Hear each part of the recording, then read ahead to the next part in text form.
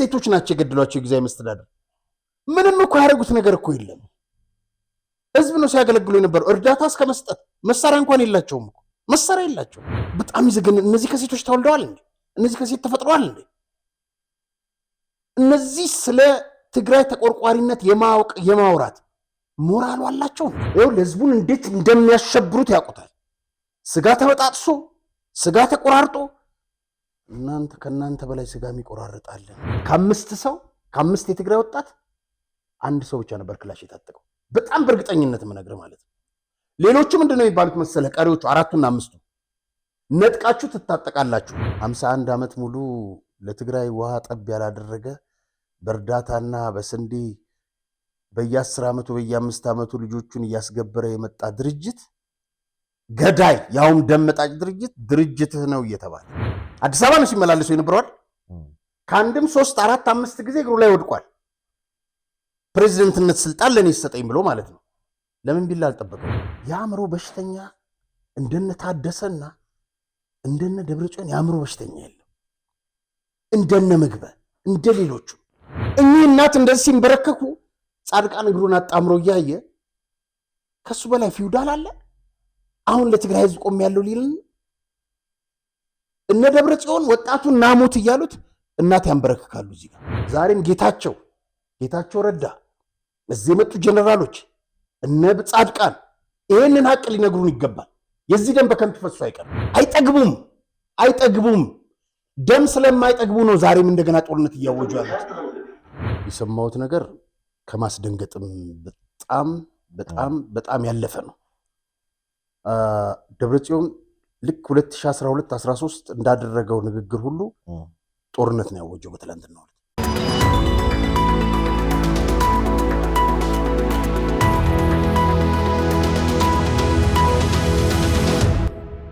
በ7 ዓመታት ጊዜ ውስጥ ብቻ ከ7 በላይ ሳይቶችን ጥንቅቅ አድርጎ ገንብቶ አስረክቦ ከ350 በላይ አባወራዎችን የቤት ባለቤት ያደረገው ቤቶችን በተመጣጣኝ ዋጋ በመሸጥ እውቅናን ያገኘው እንዲሁም ከኢትዮ ሪል ስቴት አዋርድ የክብር ሽልማትን የወሰደው ድርጅታችን ቴምር ፕሮፐርቲስ አሁን ተራው የእናንተ ነው ይላቸዋል። በቅርቡ ባወጣቸው ሳር ቤት ቫቲካን ኤምባሲ አቅራቢያ እና በአዋሪ የሚገኙ ሳይቶቹ ላይ እስከ 35% የሚደርሱ እውነተኛ ቅናሽ አዘጋጅቶ የቤት ባለቤት ይሆኑ ይላቸዋል። ባለ 3 መኝታ ቤቶችን ከ9.9 ሚሊዮን ብር ጀምሮ ካለምንም ወለድና ተጨማሪ ክፍያ ቤቱን በኢትዮጵያ ብር በመዋዋል ይግዙ ይሎታል። እንዲሁም ነጋዴው ከሸማቹ ጋር በቀላሉ እንዲገናኝ ሸማቹን ፍላጎቱን በአቅራቢያው እንዲያገኝ ዘንድ የሺዎች መኖሪያ በሆነው ገላን ኮንዶሚኒየም እና ተክለ ሃይማኖት መሃል ላይ የንግድ ሱቆችን ከ500,000 ብር ቅድመ ክፍያ ጀምሮ እየሸጠን ነው። ሳይቶቻችንን ለመጎብኘትና ለበለጠ መረጃ አሁኑኑ ይደውሉልን። ሰላም ጤና ይስጥልኝ ተመልካቾቻችን፣ እንደምን ሰንብታችኋል? የምትመለከቱት ኢትዮ ዴሊ ቻናላችን ነው። ዛሬም እንግዲህ እንደተለመደው ወቅታዊና አዳዲስ መረጃዎችን ወደ እናንተ ለማድረስ ጋዜጠኛ አርያ ተስፋማርያምና ሮቤል ምትኩ እዚህ ስቱዲዮ ተገኝተናል። መልካም ጊዜ እንዲውላችሁ ከወዲሁ ተመኘን። አርያ እንዴት ነህ? ሰላም። ዛሬ በርከት ያሉ ርዕሰ ጉዳዮች አሉ። እንግዲህ ወደዛ ከማለፋችን በፊት እንግዲህ ከሰሞኑ እንደተለመደው የተለያዩ አስተያየቶችን እያቀረብነውና ከባለፈው ፕሮግራሞች ጋር በተያያዘ የደረሱን አንዳንድ መረጃዎችም አሉ፣ አስተያየቶች እነሱን እናቀርብ። ስንታየው የተባለ ተመልካቻችን ነው። በጣም ማስተዋል ያለብን እነኚህ ወታደሮች እንደዚህ ለፍተው ሰልጥነው መጨረሻ ለሀገራቸው መሞት ወደ ግንባር ይሄዳሉ። እኛና እነርሱም እኩል ነን እንላለን ብሎ ይጠይቃል። እንግዲህ የባካችሁ የኢትዮጵያን ሰራዊት የትም ቦታ እናክብራችሁ ይላል። ባለፈው ባቀረብከው ሀሳብ ላይ ነው።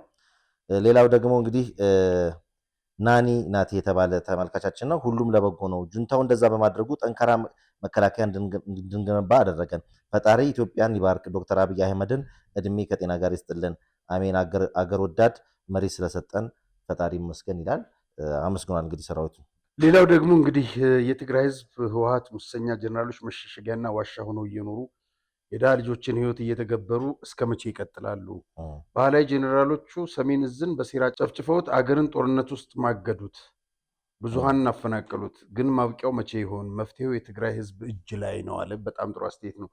ሁለተኛው እንግዲህ ግዛው የተባለ አርያ 2001 የልዩ ኃይል መልካም ባልሆነ አስተዳደር 2 ሻምበር ፈርሰው መንግስት ወደ ሲቪል ሲበትናቸው 41 ሰው ቀርተን ነው እንደገና እንደ አዲስ ሰራዊት አሰልጥነን 2 ምርጥ ሻምበል አቋቁመን ያ ኃይል ነው በደቡብ ሱዳን የሙርሌ ጎሳ የተወለዱ ህፃናት ያስመለሰ። በህልውና ዘመቻው ሀገርን ታድጓል። ልዩ ኃይል እኛ አሻራ ጥለን የወጣ ነው አባላት ብንታደም ምን ነበረበት የትላንቱን ካላከበርን የነገው አይኖርም ነው የሚለው። እውነት ነው። መልካም መታደም ነበረባቸው። ተስፋዬ ገብረ ዮሐንስ የተባሉ ተመልካቻችን ደግሞ ስለ ሻለቃ ተስፋዬ ገብረ ዮሐንስ የካቲት 26 1970 ዓ.ም የካራማራን ድል ለኢትዮጵያ ሕዝብ ያበሰረ የ751ኛ ሻለቃ አዛዥ አርያ አንድ ነገር ስትናገር ውስጤን አላወሰው። ገጣይ አስገንጣዮች የወልቃይትን ኮሪደር ይዘው ኢትዮጵያ የምትባል ሀገር እንዳትኖር ነበር ሀሳባቸው። በ1960 ደርግን በሰሜን ሻዕቢያና ወያኔ፣ በምስራቅ የሶማሌ መንግስት ሻዕቢያና ህወሓት እየደገፉት፣ በምዕራብ ኢዲዩ፣ በመሃል ኢሃፓ ወጥረው የሶማሌ መንግስት እስከ አዋሽ ቢይዝ ኢትዮጵያ የምትባል ሀገር አሁን አትኖሩ ነበር። አርያ በዚህ ዙሪያ የካራማራ ድል ኢትዮጵያ ለዛሬ አለመፍረስ ዋጋ ተከፍሎበታል። 48ኛ የካራማራ ድል በሚከበርበት ዕለት እንድትገኝ ሌላውን በእጅ ስልክ ላይ ደውላለሁ የሚል ሀሳብ ሰጥተዋል። እንግዲህ ካራማራ በነገራችን ላይ ከአድዋ አሁን በቅርብ ከምናከብረው ከአድዋ ድል በኋላ የሚከበር በዓል ነው። እንገኛለን። በዓል ነው። እኔ ባለፈውም ስላልተመቼ ነው እንጂ እንገኛለን። በድምቀት መከበር ያለበት ነው። ትልቅ ነው በሀገራችን ውስጥ ያለውም ድርሻ።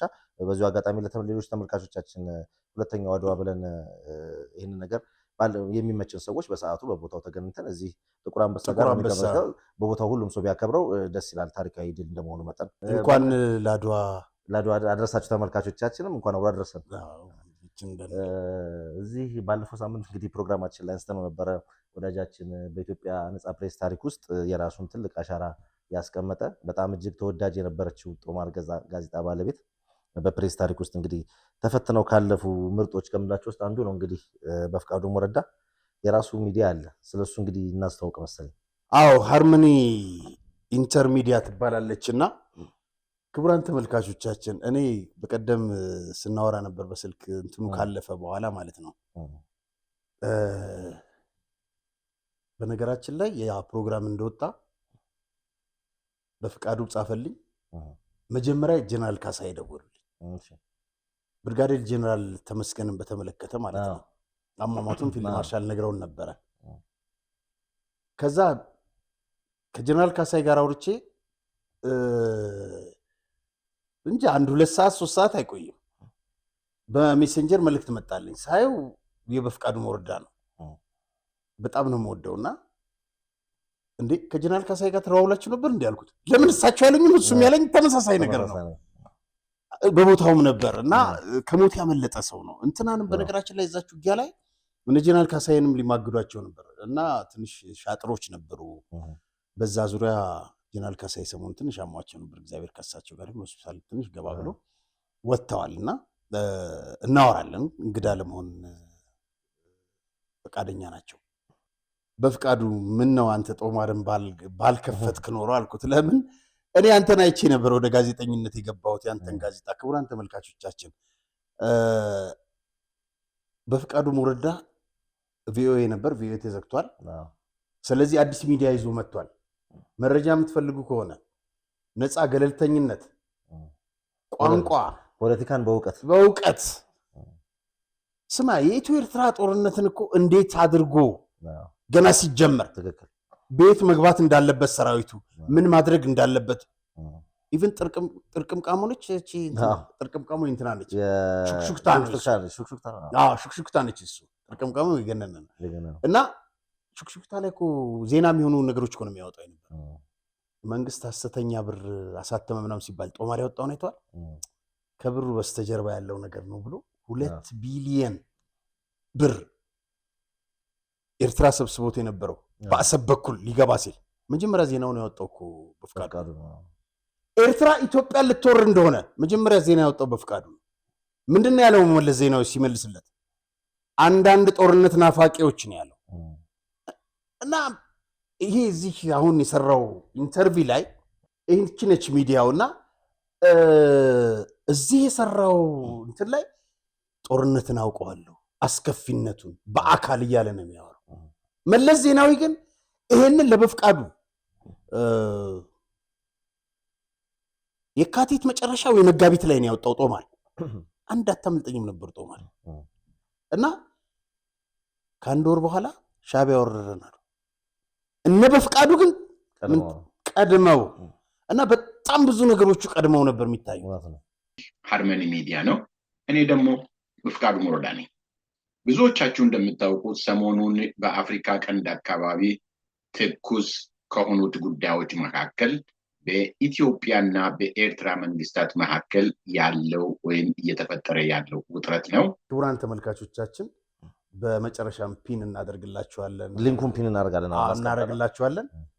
ሁላችሁም ወዳጆች በዛሬው ዕለት ሰብስክራይብ አድርጉ የኛ ወዳጆች እና ከበፍቃዱ አሪፍ መረጃዎች ታገኛላችሁ። በነገራችን ላይ በጣም ኃይለኛ ገጣሚ እንደሆነ ታውቃለህ እንዴ? በደምብ ተስፋዬ ገብረአብ የጻፈው መጽሐፍ ላይ በፍቃዱን በጣም ነው የሚያከብረውም እንትን የሚለው ለበፍቃዱ ግጥሞች ላክልኝ አልኩት። ዘጋኝ ነው ምናምን ይላል አንድ መጽሐፉ። ሁለት በኋላ ላይ የጋዜጠኛው ማስታወሻና የደራሲው ማስታወሻ ሁለት መጽሐፎች አውጥቶ ነበር ተከታታይ። ሁለቱን አንብቤያቸዋለሁና ላክልኝ ብየው ዘጋኝ ነው ምናምን ይላልና አንዳንድ የሱን ግጥሞች ኃይለኛ ናቸው፣ አጫጭሮች ናቸው፣ ኃይለኛ ናቸው። በፍቄ ባለህበት ሰላሙን በርታለን። ተመልካቾቻችን እንግዲህ በዚህ በማህበራዊ ሚዲያዎች ላይ መርጦ ማዳመጥ መርጦ ማንበብ ተገቢ ነውና ከነዛ ውስጥ ተመርጠው ሊደመጡ ሊነበቡ ከሚገባቸውም ደግሞ ልትከታተሏቸው መረጃዎች ልታገኙባቸው ከምትችሉባቸው ሚዲያዎች አፋችን ሞልተን በድፍረት ከምናገራቸው ውስጥ አንዱ ወዳጃችን ስለሆነ ሳይሆን በሙያውም ሰፊ ልምድ ያለው ጋዜጠኛ ነው። የእሱን ዩቲዩብ ቻናል እንድትከታተሉ ከዚሁ ሰብስክራይብ ሼር እንድታደርጉ በዚሁ አጋጣሚ መልክታችንን ለማስተላለፍ ነው። ከስር ፒን አድርገን እናስቀምጥላችኋለን ሊንኩን። ወደ ቀጣይ አጀንዳችን እንለፍ። እንግዲህ ሌላው መረጃ እንግዲህ እዚህ በፎቶ ላይ የምታያቸው ታውቃቸዋለህ? የኢትዮጵያ ፌዴራል ቤቶች ኮርፖሬሽን ስራ አስኪያጅ ናቸው። እውነት ለመናገር በጣም ምርጥ ስራ አስኪያጅ ተብለው በክቡር ጠቅላይ ሚኒስትሩ ከተመሰገኑትና በጣም ቀና በዛ ላይ በሰራተኛው የሚወደዱ እምልህ በዘመናዊ መልኩ ኪራይ ቤቶችን እያዘመኑ ያሉ ታታሪ ሰው ናቸው። አሁን ኢትዮጵያ ውስጥ አልተለመደም ማለት የሚሰራ ሰው ማመስገን፣ ጥሩ የሚሰራን ሰው አለማመስገን ንፉግን። አሁን ዶክተር አብርሃም ልማት ላይ በጣም ጎበዝ ነው፣ ፕሮጀክት እያስፈጸመ ነው። ሌላኛው ደግሞ ትልቅ ስራ እየሰሩ ያሉት አሁን ዶክተር ሆነዋል። ዶክተር ረሻድ ከማል ናቸው። በነገራችን ላይ እኚህ በፎቶ ላይ የምትመለከታቸው ዶክተር ለታ ተስፋዬ የደምቢዶሎ ዩኒቨርሲቲ ፕሬዚደንት ሆኖ ለ6 ዓመታት ያገለገሉ ተመራማሪና የክቡር ጠቅላይ ሚኒስትሩ አማካሪ ነበሩ። 3ኛ የዶክትሬት ዲግሪያቸውን አጠናቀው ነበርና ይህንንም ለመመረቅ ከዶክተር ረሻድ ከማል ጋር ወደ አሜሪካን አቀኑ። ከአንድ ወር 15 ቀን በፊት አይሞላውም፣ አንድ ወር ከምናምን በፊት ማለት ነው ወደ ስፍራው አቀኑ። ከዛ በኋላ ቨርጂኒያ በሚገኘው ሂልተን ሆቴል ውስጥ ነበር ያረፉት። የመመረቂያው ሰዓት የፕሮግራሙ ሰዓት ደረሰ። እነ ዶክተር ረሻድ እሳቸውን በር ያንኳኳሉ። ምንም መልስ ጠፋ። በጣም አንኳኩ ደጋግሞ፣ መልስ ጠፋ። ከዛ በኋላ ፖሊስ መጣ። ገንጥሎ ሲገባ ህይወታቸው አልፏል። በጣም እና ብዙ መስራት የሚገባቸው ነበሩ። እግዚአብሔር ነፍሳቸውን ይማር። እና ሌላው 50ኛ ዓመቱን በተመለከተ የኢትዮጵያ የፌዴራል ቤቶች ኮርፖሬሽን 50ኛ ዓመቱን የተመለከተ ውድድር እያካሄደ ይገኛል። ዶክተር ረሻድ እንግዲህ መልካሙን የስራ ጊዜ እንዲገጥማቸው እንመኝላቸዋለን። እንኳን ደስ አሉት ነው የምንለው። እሳቸው ለሞቱት ደግሞ ነፍስ ይማር። መልካም። በማስከተል ግን አንድ ደብዳቤ ትላንት በማህበራዊ ሚዲያ ሲዘዋወር አግኝቼ ይዤዋለሁኝ። በጣም በጣም በጣም የሚያሳዝንና የሚያስደነግጥ ነው። የኢትዮጵያ መንግስት ምን እያደረገ ነው የሚለው ለጊዜው ግራ ያጋባል። ማለት ወደ እንቅስቃሴና ወደ ተግባር የማይገባ ከሆነ ከዚህ በላይ ብዙ ነገሮች ጥፋት ሊደርሱ ይችላሉ። እንግዲህ ይሄ ደብዳቤ በ22/01/2016 ነው የተጻፈው። ድርጅታችን ሰመር ሪል ስቴት የአድዋ 00 የሳይንስ ሙዚየምንና የህንድ ኤምባሲን በገነቡ ጉምቱ ባለሙያዎች በሴቶች አደባባይ ያስገነባቸውን ቤቶች ለደንበኞች እንዳስረከበ ይታወቃል። አሁን ደግሞ በዲፕሎማሲ መቀመጫ በሆነችው በእንግሊዝ ኤምባሲ በ2 ዓመት ውስጥ ገንብቶ የሚያስረክባቸውን ከባለ 2 እስከ ባለ 4 መኝታ ቤቶችን የቤት ባለቤት ልናደርጎ ዝግጅታችንን ጨርሰናል። እነዚህም ቤቶች በ10% ቅድመ ክፍያ ከ50% ባንክ ብድር ጋር የግሎ ማድረግ ይችላሉ። የአንድ ካሬ ዋጋችን በ105,000 ብር ስንሸጥ እንደነበረ ቢታወቅም ለጥቂት ቀናት ብቻ የሚቆይ እስከ 3 ሚሊዮን ብር የሚደርስ ልዩ ቅናሽ ማድረጋችንን እየገለጽን በካሬ በ88,000 ብር እየሸጥን እንደሆነ ስንገልጽ በታላቅ ደስታ ነው። የዚህ ድል ተጠቃሚ ለመሆንና የቢሮና የሳይት ጉብኝት ለማድረግ ከታች ባለው ስልክ ይደውሉ። ጉዳዩ የሚመለከተው በቀጥታ ፋሲል ከነማን ነው። የፋሲል ከነማ እግር ኳስ ቡድን ነው። ደብዳቤው ላይ የኢትዮጵያ እግር ኳስ ፌዴሬሽን ለኢትዮጵያ ብሔራዊ ባንክ የውጭ ምንዛሪ ድጋፍን ይመለከታል በሚል ነው ርዕሱ። እንደዚህ ይላል። የላይቤሪያ እግር ኳስ ተጫዋች ሞሊ ካርፔ ጂር ከፋሲል ከነማ ስፖርት ክለብ ጋር የሁለተኛ ዙር ውድድር የቅድመ ስምምነት ውል በመዋዋል ተጫዋቹን ለማምጣት ስምምነት ላይ የተደረሰ ቢሆንም የተጫዋቹ ስምምነት ፊርማ በመዘግየቱና ተጫዋቹም የዝውውር መስኮቱ ከመዘጋቱ በፊት በአካል ወደ አዲስ አበባ በመምጣት ስምምነቱን ባለመጨረሱ ክለቡ ሌላ አማራጭ ተጫዋች እንዲያስፈርም በመሆኑ ተጫዋቹ ጉዳዩን ሪፋ ዲሲፕሊን ኮሚቴ በመውሰድ ክስ በማቅረቡ ምክንያት የፋሲል ከነማ ስፖርት ክለብ አስፈላጊ ሰነድ ማስረጃ በማስደገፍ ለዓለም አቀፍ እግር ኳስ ፌዴሬሽኖች ማህበር ፊፋ ቢያቀርብም ጉዳዩን ውድቅ በማድረግ ለተጫዋቹ የ1 ዓመት ደሞዝና ወለድ ገንዘብ እንደሚከፈለው ቀን ታስቦ እንዲከፈል የወሰነ በመሆኑ አልመጣም እኮ ተጫዋቹ አልተጫወተም። 2,871,590 ከ42 ሳንቲም እንዲከፈል ተወስኗል። ሳይሰራ የሚከፈልባት ሀገር እኮ ኢትዮጵያ ነች። ምንም ሳይረግጣት ምንም ብቻ ነው አገሩ ተቀምጦ ከላይቤሪያ ሳይንቀሳቀስ እዚህ የሚሰራው አይከፈለው። የሚያሳዝን እኮ ተገላቢጦሽ ወደ ዶላር ቀይሮታል። ግን ምን አስቸኮለ? ወደ ዶላሩ ለምን አታስሞክርም? ኪሎ ቀንስና ሞክርና ሳይከፈለ ለመጫወት። በመሆኑም ክለቡ ለቀጣይ ውድድር ተሳታፊ መሆን እንዲችል የተወሰነበትን ክፍያ ለተጫዋቹ ፈጽሞ ግዱን ማንሳት ያለበት በመሆኑ ከላይ የተጠቀሰው የገንዘብ መጠን ወደ ዶላር ተመንዝሮ መክፈል እንዲችል በእናንተ በኩል ከላይ የተጠቀሰውን ብር ወደ ዶላር ለመመንዘር የውጭ ምንዛሪ ትብብር እንድታደርጉለት በአክብሮት እየጠየቅን ፊፋ የላከውን ኢሜይል 5 ገጽ አዋሪ ያያይዘናል። አቶ ባህሩ ጥላሁን። እንግዲህ አሁን ይሄ ፌዴሬሽኑ ጸሐፊ ወይም ፌዴሬሽኑ አይደለም ይሄን ጉዳይ እንትን ያመለከተው ፋሲል ከነማ ፋሲል ከነማ ነው። ስሰማለ ሌላም ጉር ትላንትና ወልቂጤም ተመሳሳይ ክፍያ ከፍሎ በየክለቡ ለካዘ ብሏል። ለምሳሌ ሰሞኑን ቡናም የተለያየው ተጫዋች አለ። እኔ አንተ ጊዮርጊስ ደጋፊ ነህ፣ እኔ ቡና ደጋፊ ነኝ እና ቡና በእንደዚህ አይነት የውጤት ውጥንቅጥ ውስጥ ገብቶ ጊዮርጊስም እንደዛው ነው እና አንድ ኬንያዊ ይልቅ የኢትዮጵያን ተጫዋቾችን አሰባስቦ ጥሩ ውጤት ያሳየን፣ ጥሩ ለውጥ ያሳየን፣ ስቴዲየሙ ኳስ የሞላበት ታዳሚው የተመለሰበት ወደ ስቴዲየም ምን አለ ነቼንቶ ሰምተው ካሳዬን ወደ አሰልጣኝነት ቢመልሱት። ዝብርቅርቅ ያለ ቲም እኮ ነው የምታየው ቡና ላይ እና ቡናም እንደዚሁ ልጁን አሰናበተ። ሲያሰናበት ያው ልጁም የጠየቀው የሚከፈለው ብር ይኖራልና ይሄ ላይቤሪያዊ ፋሲል ከነማ የተሸከመው ጉድ። ውበቱ አባተ አንድ ተጫዋች በረኛ አምጥቶ እሱ ወደ ብሔራዊ ቡድን ሄዶ ሲመለስ ልጁ ቁጭ ብሏል አገኘው እና 5 ዓመቱ ልጁ ውጤት የለው ምን የለው የውጭ ተጫዋች አሁን ይኑር አይኑር አላውቅም። በዚህም ጊዜ ይመስለኛል ውበቱ ነበር መሰለኝ አላውቅም። እና እኔ የወጡ አንዳንዶቹ ይገርመኛል። ምን ያለበት ምን አይችልም ይባላል አይደል እንዴ? እነ ዮሐንስ ሳህሌም እነ ምናምንም እየወጡ እስቲ ሌብነት ካለብን ምናምን ማንም ሳይጠይቃቸው እኮ ግን ይኸው በማስረጃ ይጋለጣሉ። በነገራችን ላይ ዮሐንስ ሳህሌ እኮ የኢትዮጵያ ብሔራዊ ቡድን ማሰልጠን አይችልም። ለምን መሰለ? ከጊዮርጊስ ወደ ራስ ሆቴል ቀየረ። ራስ ሆቴል እየተጫወተ እያለ ኬንያ ላይ ቀረ። ክዷል የኢትዮጵያን ብሔራዊ ቡድን።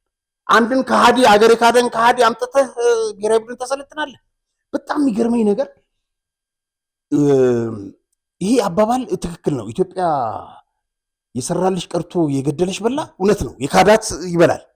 ንጉሴ ገብሬን የሚያክል ትልቅ ሰው፣ ትልቅ ተጫዋች እንደው ምን ይባል ነበር መሰለህ? በፊት ጋዜጣ ላይ ሁሉ ይጻፍ ነበር እና ንጉሴ ገብሬና ሙሉዓለም እጅጉ አውሮፕላን ቢያጡ በእግራቸው ይመለሳሉ፣ ኢትዮጵያን አይክዱም ነበር የሚባል። ንጉሴ ገብሬ እኮ አንድ ክለብ የለውም። ከነ ዮሐንስ ሳህሌ ያነሰ እውቀት ኖሮት ነው አይደለም። ቲፎዞ ያስፈልጋል። ሰውዬው በጣም ዲሲፕሊን፣ ንጉሴ ገብሬ በጣም ኢትዮጵያ ባለውለታ ነው። አገር አልካድም። አገር የካደ ግን ኢትዮጵያ ብሔራዊ ቡድን አሰልጣኝ ነው። አየህ፣ ይሄ ነች ኢትዮጵያ። ይሄ ነው ኢትዮጵያ። ይሄ ነው።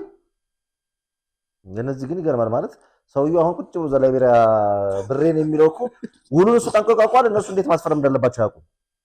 ሳይመጣ ይሄ ሰውዬ ገንዘብ ከሚያገኝ ከሆነ ስፖርቱ የሚመራው በትክክለኛ በሚያውቁ ሰዎች አለመሆኑ ነው። የህግ ክፍተት እንዳለ ነው የሚያሳየው። ቢያውቁ ገንዘብ አለ፣ ኮሚሽን ይበላሉ። እሱ እንዳለ ሆኖ እንደው ሀገሪቱ ውስጥ ብር አያሳዝናቸውም ወይ? ተቆጣጣሪ አካል ከሌለ ምን ታደርገዋለህ? እግር ኳሱ ላይ አብዮት ያስፈልጋል። እግር ኳሱ ላይ አመራሩ በየክለቦቹ ላይ ያለው አብዮት ያስፈልጋል የምንለው ዝም ብለን አይደለም። አንድ ክለብ 70 ሚሊዮን የሚመድባል፣ አንዱ 300 ሚሊዮን የሚመድባል። የት እንደሚገባ እኮ አይታወቅም። አሁን ለነዚህ ተጫዋቾች ይሄን ያክል አምጥታ ኢትዮጵያ ውስጥ እኮ ስንት ነው የሰማሁት? 100 ስንት ነው 200 የውጭ ተጫዋች ተብሎ የአፍሪካ እዚህ አንድ ክለብ ውጤት ያመጣል በኢንተርናሽናል ውድድር የለም። በታዳጊዎቹ ባሉ በኢትዮጵያኖቹ ተጫውተው እዚሁ ለመርገጥ አይደል? እዚሁ እንደፈለጉ ይሁኑ። ከአፍሪካ ወጥተው እንደው ከምስራቅ አፍሪካ እንኳን አለፍ ብለው ነገር በአፍሪካ መድረክ ላይ አምጥተው ቢሆን ኖሮ ችግር የለውም።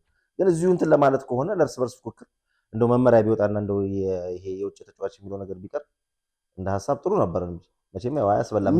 የሚሰማ ሰው ስለሌለ ዝም ብለን መጮህ ነው። ስለዚህ መልካም ወደ ቀጣይ ሀሳባችን። መልካም እንግዲህ ጠቅላይ ሚኒስትር አብይ አህመድ የአዘርባጃን ሪፐብሊክ ፕሬዚዳንት አልያም አሊየቭ አዘርባጃን እንዲጎበኙ ያቀርቡላቸውን ግብዣ ተከትሎ ለይፋዊ ስራ ጉብኝት ወደ አዘርባጃን ባኩ ተጉዘው የአንድ ቀን የስራ ጉብኝት ማድረጋቸው እንግዲህ በማህበራዊ ሚዲያዎችም በትልልቅ ሚዲያዎችም እንዲሁ በስፋት ሲዘገብ ቆይቷል። ጠቅላይ ሚኒስትር አብይ አህመድ ሄዳር ኤሊቭ ዓለም አቀፍ አውሮፕላን ማረፊያ ሲደርሱ የአዘርባጃን ምክትል ጠቅላይ ሚኒስትር እንዲሁም የአዘርባጃን ምክትል የውጭ ጉዳይ ሚኒስትር በደማቅ ስነስርዓት አቀባበል አድርገውላቸዋል። ጠቅላይ ሚኒስትር አብይ አህመድና ልኡካቸው እንግዲህ የተለያዩ ስፍራዎችን በቆይታቸው ጎብኝተዋል። የህዝብና አገልግሎት ማህበራዊ ፈጠራ መንግስት ኤጀንሲ ወይም አሳን የሚባለውን የፈጠራ ማዕከልና በሀገሪቱ የኤአይ ኢንጂነሪንግ እና የአመራር ስልጠና ማዕከል የሆነውን የኤአይ አካዳሚን ጎብኝተዋል። ከዚህ ጎን ተያይዞ የሁለቱ ሀገራት ስምምነቶች ፈጽመዋል። በተለይ እንግዲህ የሁለቱ ሀገራት ጠቅላይ ሚኒስትሮች በታዛቢነት የተገኙበትና ኢትዮጵያና የአዘርባጃን የውጭ ጉዳይ ሚኒስቴሮች በተፈራረሙ ስምምነት ከመከላከያ ስምምነት በተጨማሪ የሀገሪቱ የሀገራት ግብርና ሚኒስቴሮች በግብርና ላይ በጋራ ለመስራት የመግባቢያ ስምምነት ፈርመዋል። እንዲሁም በአዘርባጃንና ጠቅላይ አቃቢ ህግና እንዲሁም በኢትዮጵያ ፌዴራል የስነ ምግባርና ጸረ ሙስና ኮሚሽን ሙስናን በጋራ ለመከላከል የሚያገለግል የመግባቢያ ስምምነት፣ የኤክስፖርትና የኢንቨስትመንት የማስፋፊያ የመግባቢያ ስምምነት፣ በአዘርባጃን ቴሌቪዥንና ራዲዮ ብሮድካስቲንግ እና በኢትዮጵያ ብሮድካስቲንግ ኮርፖሬሽን መካከል ትብብር ለመፍጠር የሚያስችል የመግባቢያ ስምምነት፣ በማዕድን፣ በኢነርጂ፣ በኃይል፣ በምህንድስና፣ በዲጂታል ትራንስፎርሜሽን፣ በአርቲፊሻል ኢንተለጀንስ በጋራ ለመስራት ሁለቱ ሀገራት እንግዲህ ከፍተኛ ስምምነት አድርገዋል። ከዚህ ያለፈውን እንግዲህ መላመት ነው ማስቀመጥ የሚቻለው። ዋናው ነገር እንግዲህ በመከላከያ ላይ ስምምነት አድርጉ ሲባል እንግዲህ ከወዲሁ የጦር መሳሪያ ግዢዎች፣ ድሮኖች፣ ምኖች እየተባሉ እንግዲህ የተለያዩ ሚዲያዎች ታማኝ ምንጮችን አገኘን እያሉ እየዘገቡ ነው። ግን ዞሮ ዞሮ በመከላከያ ላይ ስምምነት ካደረጉ እሱ ያው ሚስጥር እንደማይቀሩ ይገመታል። እንግዲህ መንግስት ይፋ ሲያደርግ እሱም እኛም አብረን የምንሰማ ይሆናል። እንግዲህ ሌላው አስገራሚ ዜና ሆኖ የተሰማው እንግዲህ ብልጽግና ፓርቲ በአማራና በትግራይ ክልሎች ውዝግብ በሚነሳበት በተለይም ደግሞ ዋናው ወልቃይት አካባቢ በምርጫ እወዳደራለሁ ማለቱ ተሰምቷል። አሁን ላይ በአማራ ክልላዊ መንግስት ስር ተዋቅሮ የሚገኘው የጸገዴ ሰቲት ሁመራ ዞን ውስጥ የዞን ብልጽግና ቅርንጫፍ ጽሕፈት ቤት የሰባተኛውን ምርጫ እዚህ ላይ እንደምንመለከተው ማኒፌስቶና የምርጫ ምልክት በተዋወቀበት መድረክ ላይ ነው እንግዲህ ብልጽግና በወልቃይት እንደሚወዳደር ይፋ የተደረገው። ከዚህ ቀደም ማለትም ህወሓት ኢህአዴግ ስልጣን ከጨበጠ በኋላ በትግራይ ክልል ስር የነበረውና አሁን ላይ በአማራ ክልል ስር የተካለለው ዞን አስተዳዳሪ አቶ አሸተ ደምለው ከነጻነት ማግስት የወልቃይት ጸገዴ ህዝብ ሀገራዊ ምርጫ ላይ እንዲሳተፍ መደረጉ የዘመናት ትግላችን ፍሬ ያገኘበት ነው ብለዋል። እንግዲህ ወልቃይት ምን ትሆናለች ከምርጫው ክልል ውስጥ ባለፈው ከአምስት ውስጥ አልተካተተችም ነበርና ማነው የሚወዳደርባት ተብሎ ብዙዎች አነጋጋሪ ነበር። እንግዲህ ያው እንግዲህ ይፋ አድርጓል ብልጽግና እኔም አለሁ እዛ ቦታ ላይ ብሏል። እንግዲህ ጠንካራ ፉክክር ነው ያለን ብለን ተስፋ እናደርጋለን። ኮሎኔል ዘውዱ ናቸው። ኮሎኔል ደመቀ ዘውዱ የወልቃይት እንግዲህ አስተዳዳሪ እሳቸው ናቸው። መልካም። በመቀሌ ስታዲየም እንግዲህ ትናንት የተቃውሞ ሰልፍ ተካሂዷል። በምርጫ ቦርድ የታገደው ህወሓት ወይም ደግሞ ያደመ ቡድን ደብረጽዮን ታደሰ ወረደ ጊዜያዊ አስተዳደሩ የእውነት ፓርቲ ኪዳነ አመንና ሌሎች ንግግር አድርገዋልና ምን አሉ የሚለውን እስቲ እንግዲህ በትግርኛ ስለሆነ ያደርጉት አንተ እነሱን ንገረን። የተወሰኑ ደግሞ ከጉዳዩ ጋር የተያዙ ነጥቦች አሉ፣ እኔ እነሱን አቀርባለሁ። ሮቤል እንግዲህ በትላንትናው ዕለት የሰማሁት ነገር ከማስደንገጥም በጣም በጣም በጣም ያለፈ ነው። ደብረጽዮን ልክ 2012 13 እንዳደረገው ንግግር ሁሉ ጦርነት ነው ያወጀው በትላንትናው ዕለት። እንግዲህ የጠቀሳቸው ነገሮች በጣም የሚዘገንኑ ናቸው። ወደ አዲስ አበባ የምትሄድ የትግራይ ወጣት ቢላ ነው የሚጠብቅህ። በዝርዝር መጣባቸዋለሁና እንደዚህ ይላል። መጀመሪያ ይሄ ለባህላዊ ጀነራል ተብዮች፣ ለግምት ለሰልፉ ታዳሚ፣ በውጭ ሀገር ለምትኖሩ ተጋሮች ምናምን የከበረ ሰላምታዬን አቀርባለሁ ይልና የብልጽግና መንግስት የካቲት 16 2018 ይፋ ባደረገውና ትግራይ እንደ ስጋ በጣጥሶ ከተቻለው ትግራይ አገር አልባ አድርጎ እንዲበታተን ካልተቻለ ደግሞ የትግራይን ህዝብ አንበርክኮ ለመግዛት ያመቻቸ ፍጹም ጸረ ሉዓላዊነት ትግራይ የሆነ መግለጫ እንደተሰማ ህዝባችንና ተቋሞቻችን ውለው ሳያድሩ በአንድነት ተሰልፈው ሲያበቁ ለትግራይ ህዝብ ወዳጆች ያስደሰተ ጠላቶቻችንን ያስደነገጠ የተቃውሞ ድምፅ አሰምተዋል። ይኸው ለህዝቡን እንዴት እንደሚያሸብሩት ያውቁታል። ስጋ ተበጣጥሶ ስጋ ተቆራርጦ ከእናንተ በላይ ስጋ የሚቆራርጣለን። የት ቦታ ነው እንደዛ የተደረገው? እምብዛን ያደረጉትን ነው የሚነግሩን ያሉት። ያችን የ9 ወር ጉዞ ያደረጓትን ነው የሚነግሩት። ቀጠለ። ይህ ቁጣ የወለደው ህዝባዊ ማዕበል ዛሬም የትግራይ ህዝብ ሰራዊታችንና ሁሉም ተቋሞቻችን እንደወትሮ ለጠላቶቻችን እንደማይንበረከኩ በይፋ በመግለጻቸው ያለንን ከፍተኛ ክብር በሴራና በራሴና በድርጅት ህወሓት ስም ኩራት ይሰማኛል። ህወሓት የምትባላል እንዴ? የምርጫ ቦርድ ውሳኔ የአማራና የትግራይ ህዝቦች ለማዳማት ያለመ ነው አለ። የአማራ ህዝብ ኤሊት አሁን የያዝከውን የተቃውሞ አቋም አክብሮት እየሰጠን በቀጣይም ትግልን አጠናክረን እንደምትቀጥል እናምናለን። ለትግራይ ህዝብ ሲነግሩት የነበረው አማራ ጠላት ነው እያሉ ነው። የወሎ ህዝብ ገር ነው ቂመኛ አይደለም እንጂ ወሎ ውስጥ የፈጸሙትን ይረሱታል እንዴ? የፌዴራል መንግስት የጄኖሳይድ ጦርነት በይፋ ያወጀበት ምክንያት ዋናው ዓላማ የትግራይ ህዝብ ባለፉት 3 ዓመታት ከ4 ወር የትግራይ ህዝብ ከምድረ ገጽ መጥፋት አለበት የሚል ነው።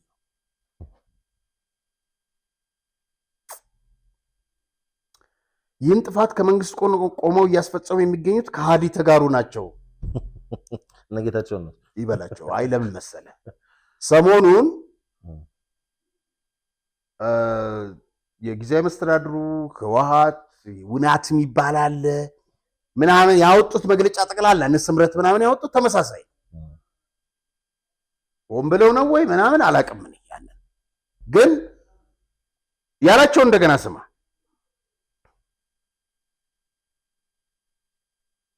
ይህን ጥፋት ከመንግስት ጎን ቆሞ እያስፈጸሙ የሚገኙት ከሃዲ ተጋሩ ናቸው አለና እነዚህ ከሃዲዎች ዛሬ የትግራይ ተቆርቋሪ መስለው ያዙ ይልቀቁኝ እያሉ ነው።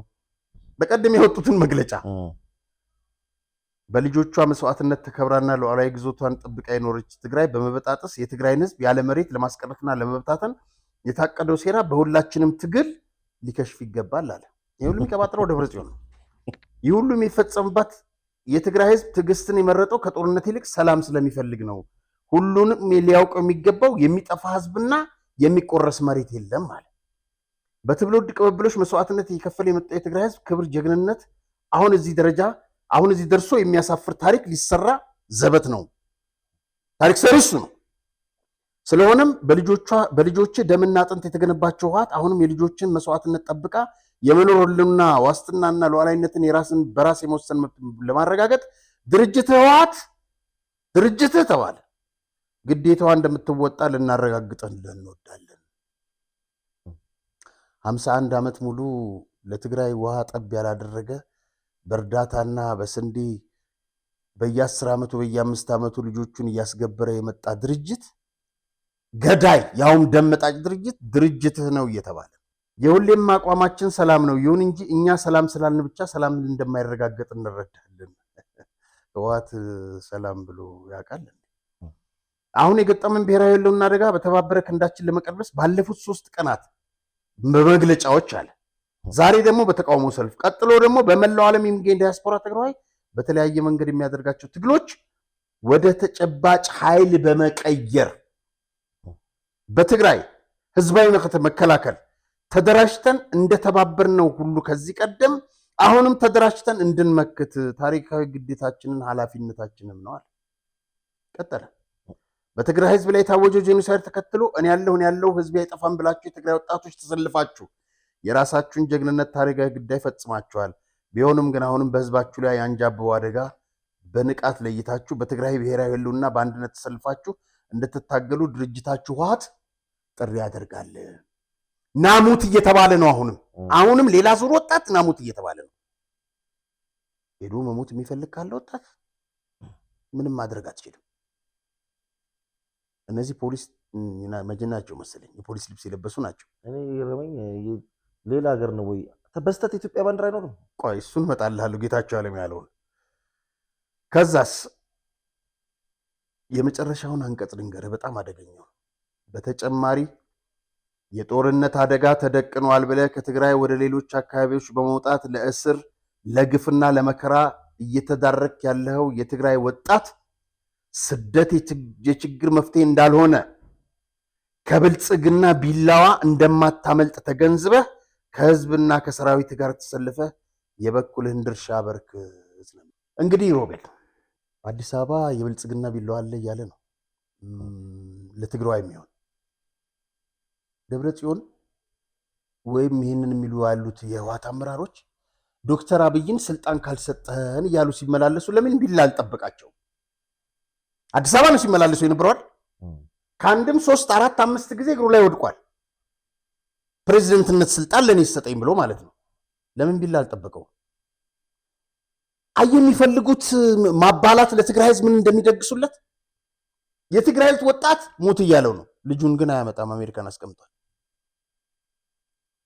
ይህን ተቀብሎ የሚዋጋ ካለ ለዚህ የሚሞት ወጣት ካለ በራሱ ላይ እንደፈረደ ይቁጠር። ምንም አያሳዝነኝ። እነዚህ ሰዎች ከጦርነት ውጭ ሊኖሩ አይችሉም የምንለው ደጋግመን ለዚህ ነው፣ ወንጀል ስላለባቸው። ታደሰ ወረደ ያለውን አንዴ ልንገርህና ወደ አስተያየት ሀሳቡን እናልፋለን። የፌዴሬሽን ምክር ቤት ያሳለፈው ውሳኔ እሱ አይደለም፣ የምርጫ ቦርድ ሳይሆን ያው የፖለቲካዊ መፍትሄ የሚያስፈልገው ነው አለና ጦርነት እንዳይፈጠር፣ ሁለተኛ ጦርነት እንዳይፈጠር አስፈላጊ መፍትሄ ፖለቲካዊ እንዲሆን ማድረግ ነው። አያያዙን ካበላሸ ብቻ ነው ጦርነት የሚያስከትለው። የሆነ ማንኛውም መፍትሄ ነው ጦርነት ሊያስቀርም ይችላልና ያው አንዳንድ ጊዜ ለራሱ የሚያወራው ነገር አይገባም። መፈታት ያለበት ጥያቄ አለ። በተጋሩ የፖለቲካ ኃይሎች በሆነ የህብረተሰብ ክፍል ትግራይ በሌላውም ልዩነቶች ሊኖር ይችላል አለ። እችን እንትናም ብሏታል ደብረጽዮን። ያለ መስማማት ሊኖር ይችላል። በዚህ ጉዳይ ላይ ግን ምናልባት የአእምሮ ችግር ያለበት እናንተ ናችሁ፣ የአእምሮ ችግር ያለባችሁ ሌላው አይደለም። ስለዚህ ነገር እነግርሃለሁ። ስለ አእምሮ ከተነሳ የአእምሮ ችግር ያለበት ወይም ደግሞ ሊሰማና ሊረዳ የማይችል ካልሆነ በህዝብ መካከል ልዩነት ቢኖርም እንደ ኃይል መጠን አንድና አንድ የምንሆንበት ልንሆንበት የሚገባ ነው አለ ታደሰ ወረደ። ጦርነትን ያቀጣጠለው የሰላም አማራጭ የማይሆን ከሆነና ወደ ጦርነት የሚያመራን ከሆነ ጦርነት ከመጀመሩ በፊት የምትከላከልበት ብዙ አማራጭ አለ። አንዴ ከተጀመረ ግን ልታቆመው በጣም ከባድ ይሆናል አለ። እያስቦካ ነው እሱም። በአካባቢያችን ያለው የኃይል ማሰባሰብና የሚደረገው ዝግጅት ትንሽ ቀልብ ገዝተህ ማየት የሚያስፈልገው ነው። ይቅርታ ሮቤል ማለት እነዚህ በአእምሮ በሽተኛ ልጆቹ ምንም ልፈርድ አይደለም፣ ግን ምንድን ነው ፈጣሪ የሚያሳያቸው?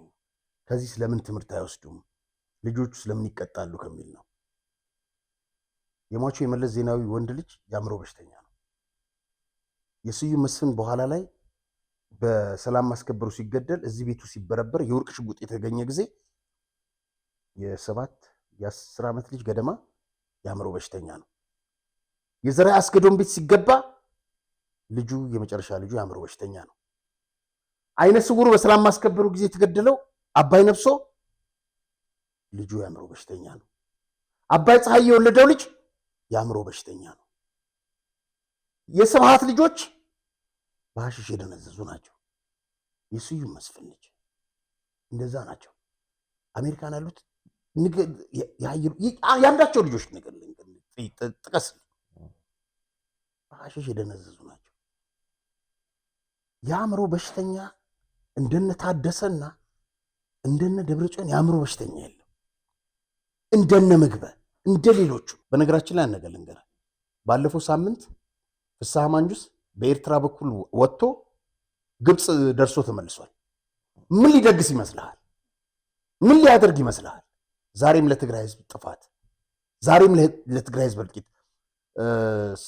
ባለፉት 2 ቀናት በቤቱ ኦፕሬሽን ተደርጓል የሚባለው እርግጠኛ አይደለሁኝ። እና እነዚህ ሰዎች የአእምሮ በሽተኛ ነው። አዲስ አበባ ሲመላለሱ ያላዩትን ያልጠበቃቸውን ካራ አየ ወጣቱን እንዴት እንደሚያነሳሱት አንድ ነገር ልንገርህ ሮቤል። ከዚህ ወደ ከሌ ወደ ተባለው ቦታ እንዳትሄድ የሚጠብቅህ ካራ ነው፣ የሚጠብቅህ እሳት ነው ተብለህ ከተባልክ እንዴት ትሄዳለህ? በነገራችን ላይ ትኬት ቆርጠ 10 ቀን ይፈጃል ከትግራይ ወደዚህ ለመምጣት። የትራንስፖርት የመኪና የምናምን ከፍተኛ ጭንቅንቅ ነው ያለው። ወጣቱ እየተሰደደ ነው፣ በሁሉም አቅጣጫ የተሰደደ ነው። ከሚሰደድ ግን እዛው ለምን አይታገላቸውም? እዛው ሰራዊቱ ታጣቂዎች ለምን አይታገላቸውም? የአእምሮ በሽተኛ ማለት ታደሰ ወረደ የተናገረው ይረዳይ ነው ምናምን ትለው። አንድ ደግሞ ከንቲባ ነኝ የሚል አለ፣ ደብረ ጽዮን አለ። እነዚህ ሶስቱ አንድ አይነት። በጣም ይገርም ደግሞ አሻሽሎ የራሳቸውን ኮፒ አድርጎ የተናገረው እውነት ነው። እኛ 3 አስቸግሮ እኛ 2 አስቸግሮና እንደገና 3ኛ ብለው የመጣው ኪዳን አመነ ነው ምናምን ትለው አንድ ይሁን ምልህ። ለነገሩ እኮ ስብሐት ተናግረዋል። እኛ እንጠፍጥፈን የሰራናቸው ብሏል።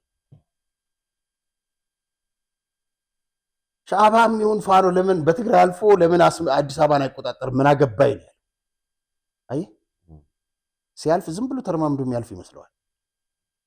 እና ቅድም ላልከኝ ነገር ይህንን ሰልፍ በተመለከተ ጌታቸው አለሙ የተባለ የፌስቡክ ጓደኛዬ እንደዚህ ብሎ ጻፈ። ይህ ቪየትናም ወይም ቻይና ሊያም ሌሎች የኮሚኒስት ሀገሮች ላይ የተደረገ ሰላማዊ ሰልፍ አይደለም፣ ኢትዮጵያ ውስጥ እንጂ። ኢትዮጵያን እየገፉ ሰንደቅ ዓላማዋን እየተጸየፉ ጥያቄያችንን መልሽልን ማለት ግን እስከ መቼ ይሆን? ከኢትዮጵያ መንግስት ጋር መጋጨት፣ ከስርዓቱ ጋር መፋጨትና ያለና የሚኖር የሚጠበቅም ነው።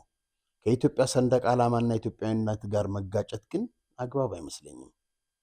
መቼም መለስ ዜናዊ ከመቃብሩ ወጥቶ ቀና ብሎ እነዚህን ሰልፈኞች ቢያቸው ጨርቅ ነው ብሎ ያጣጣለውን የኢትዮጵያ ሰንደቅ ዓላማ ለመድኃኒት የምትሆን አንዲት እንኳ ይዘው ባለማየቱ በደስታ ነበር የሚዘለው። እውነት ነው። እውነትም መለስ ዜናዊና ጓደኞቹ ኢትዮጵያና ኢትዮጵያውያን እንዲደበዝዙ ስቴት ስፖንሰርድ በሆነ መልኩ መስራታቸውን አይዘነጋም። ዛሬ በኢትዮጵያዊነት ላይ የዘሩት ጥላቻ ፍሬ አፍርቶ እየተመለከትን ነው። እውነቱን ነው። ለማንኛውም ይህ የነ ቪየትናም ሰንደቅ ዓላማ ወልቃይት ጠገዴ ላይ ቦታ የሌለው መሆኑን ሊታወቅልን እላለሁ። ለማንኛውም ፎቶዎቹ ዛሬ የካቲት 20 ቀን 2018 በትግራይ ክልል ከተሞች ላይ በተደረገው ሰላማዊ ሰልፍ የተወሰዱ ናቸው። ጌታቸው አለሙ እንግዲህ ስለዚህ ሰልፍ የጻፈው ነው እና በጣም የሚያሳዝን ነው። በጣም እንግዲህ ከደብረ ጽዮን በፊት የትግራይ ፕሬዚደንት የነበረ ማነው? አባይ ወልዱ። ይኸውልህ መጀመሪያ የመከላከያ ሰራዊት ሲይዙት አባይ አይደለሁም አብዱላሂ ነኝ ብሎ ነበር። ደረት ውስጥ የተገኘችው መታወቂያችን ትል በላይ ካሳ ይላል። ይኸውልህ ፎቶን ተመልከት። እነሱ ማምለጫቸውን ቢያዙ ማምለጫቸውን እጃቸው እንዴት እንደሚሰጡ አስበውበት ነው የሚገቡት። የትግራይ ወጣት ወይ ትላለች የቅዱሳን የዘረኛው ስብሐት። የትግራይ ወጣት ወይ ጥይት በግንባርህ እንጂ በዚህ በማጅራት አትመታም ትለዋለች። በነገራችን ላይ አንድ ነገር ልንገርህ፣ በተለይ በአፋር በጭላ በተለያዩ ቦታዎች በተካሄዱ ከአምስት የትግራይ ወጣት አንድ ሰው ብቻ ነበር ክላሽ የታጠቀው። በጣም በእርግጠኝነት የምነግርህ ማለት ነው። ሌሎቹ ምንድነው የሚባሉት መሰለህ? ቀሪዎቹ 4ቱና 5ቱ ነጥቃችሁ ትታጠቃላችሁ። ሄደህ ጥይት ከሚተኩስበት ሰው ጋር ተናንቀህ እነዛን ያስጨረሱት። እንደዚህ አድርገው ነው ያስጨረሱ። ለነዛ ሽማግሌና አሮጊቶች ሲባል ለዚህ ይሁን እነሱ እጃቸውን ሰጡ። በረሃ ያለ እጅ ከሰጠህ ትገደላለህ ከመጣ እነሱ ላይ ነው እዚህኛው አይሰራም። እዛ ያለው ታጋለ ነው እንጂ እነዚህ ላይ አይሰራም። እንደዚህ አስበውበት ይኸውልህ መታወቂያ አዘጋጅተው ኪስ ውስጥ የተገኘ መታወቂያ ነው።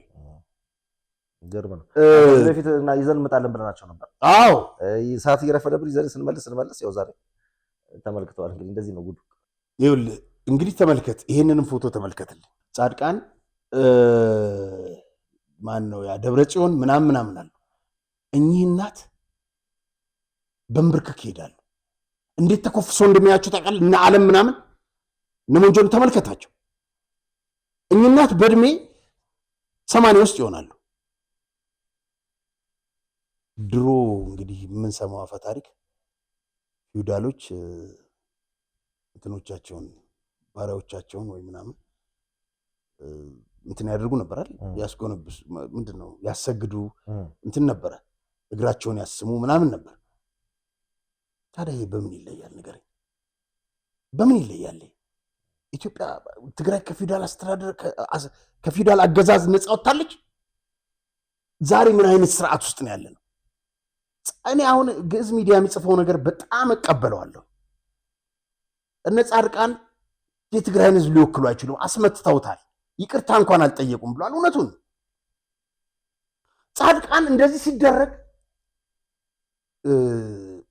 አንድ ሰው ጎንበስ ብሎ ሰላም ሊልስ አንተም ጎንበስ ብለህ ነው የምታነሳው አይደል?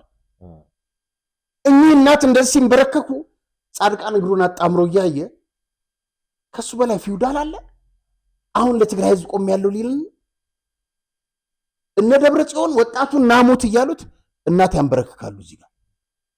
ይሄንን ነው ሲሰሩ የመጡት። ይሄንን ነው ዛሬ እያደረጉ ያሉት። ወና ትግራይ ጥርሓ ቃርያ እያ እዝለ አጸገና አጥሚየ አይሽግን አይርቃን ይድቅና ግሪና ይንህና ሞቺ እኛ አልተመቸን ወይ ልጆቻችንን አላገኘን፣ ልጆቻችንን አስጨርሰን። ይህንን ነው እያለቀሱ የሚናማጸኑት ያሉት። ትግራይች ነች። እንደገና የአማራ ተወላጆች ተመልከት እንግዲህ ቅድም ደብረ ጽዮን ከአማራ ህዝብ ጋር ሆነን ምናምን ይላል። አንድ ቆብ የደፋ በሃይማኖት አባትነት ስም የሚያጨበረብር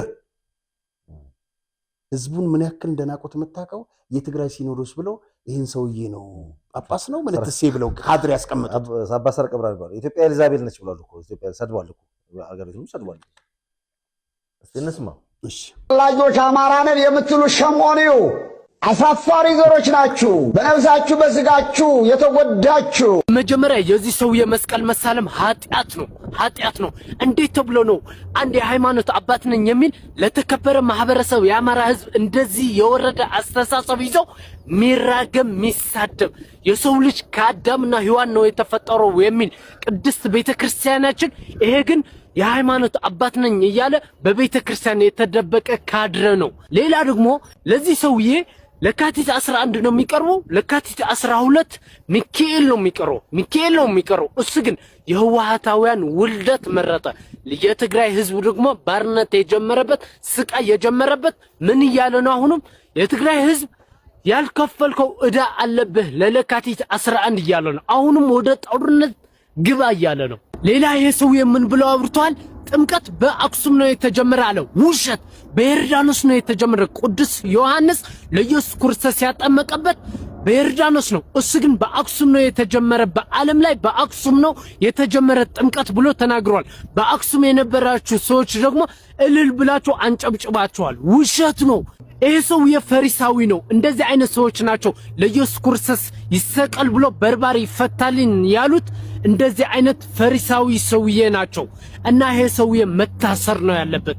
በሃይማኖት ላይ ጸብ እየፈጠረ ነው።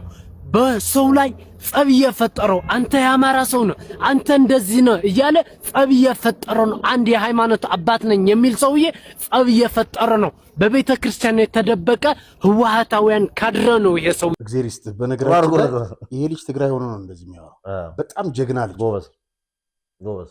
ያ ሰውዬ ይኸውልህ፣ በነገራችን ላይ የነስብሃት የነመለስ እቅድ ከበረሃም ጀምሮ ስልጣን ከተቆጣጠረን የሃይማኖት ቦታዎች የሃይማኖት አባቶች ላይ የምናስቀምጣቸው የፓርቲያችንን አጀንዳ የሚያስፈጽሙ መሆን አለበት ብለው ነው የሚያምኑት። ይሄ ብቻ እንዳይመስልህ የትግራይ ሙስሊም የመጅሊሱ የምርጫ ተወዳዳሪ ሰው ይባል ከምርጫ ተወዳዳሪ ነው ካድሬ ነው እና የሚያስቀምጡት በቃ በኢትዮጵያም ደረጃ ከሆነ በምንም ከሆነ ሊያስቀምጡት የሚፈልጉት ያስቀምጡትም ወደ ኋላ መመለስ አንፈልግም። የነሱን አጀንዳ የሚያስፈጽም ኢትዮጵያ ምንድን ነው ያልከው ቅድም ኤልዛቤል ነሽ ብሎ ሰለና አዎ እንደገና ከአማራም ትጋባ ላይ አንድ የሃይማኖት አባት ቤተክርስቲያን ትክክለኛ የሃይማኖት አባት ስትሄድ የሚያስተምር የሰው ልጅ ጥቁርም ይሁን ነጭም ይሁን ከአዳምና ከሔዋን የተፈጠረው ይላል። ይሄ ልጅ በለጣቸው በጣም በሳል ልጅ ነው። ከከተ 12 ከሚካኤል ንግስ ከከተ 11 በለጠባቸው አለቁ ሰማታታው ከዚህ ፊት ታስታውሳለህ ያለው ይሄ ልጅ ዶክተር አብይ እንንትና ለጠቆመ ገንዘብ ሰጣለው ብለ ነበር በነፃ ዝውውሩ ሰደልን ጥሩ ነው። በጣም ተባረካው በጣም መልካም። እንግዲህ ከዚህ ጋር ካነሳና ቀር ቅድም የደብረጽዮንና የሰላማዊ ሰልፍ ንግግር አንስተን ነበርና በስቴዲየም በመቀሌ ከተካሄደው የሰልፍ ጋር በተያያዘ ንግግር ያደረጉት ዶክተር ደብረጽዮን ገብረ ሚካኤል የአማራ ሕዝብና ሊቃን በያዙት አቋም ሊቀጥሉ ይገባል ሲሉ የተማጽኖ ጥሪ አቅርበዋል። የፌዴሬሽን ምክር ቤት አወዛጋቢ ናቸው ባላቸው 5 ቦታዎች ቀጣዩን ምርጫ አስመልክቶ ለምርጫ ቦርድ የጻፈው ደብዳቤ ያስነሳውን ዝግብ ተከትሎ ነው እንግዲህ ይህ ሰልፍ የተካሄደው። በዚህ ሰልፍ ላይ ደብረጽዮን የፌዴሬሽን ምክር ቤት የወሰነው ውሳኔ ትግራይና የአማራ ሕዝብ አንድ እንዳይሆንና ደም እንዲቃባ ያለመ ነው። ነገር ግን የአማራ ሕዝብና ሊቃን ሁኔታውን በመገንዘባቸው የያዙትን ጦርነት የማራቅ አቋምን ሊቀጥሉ ይገባል ሲል መልእክት አስተላልፏል።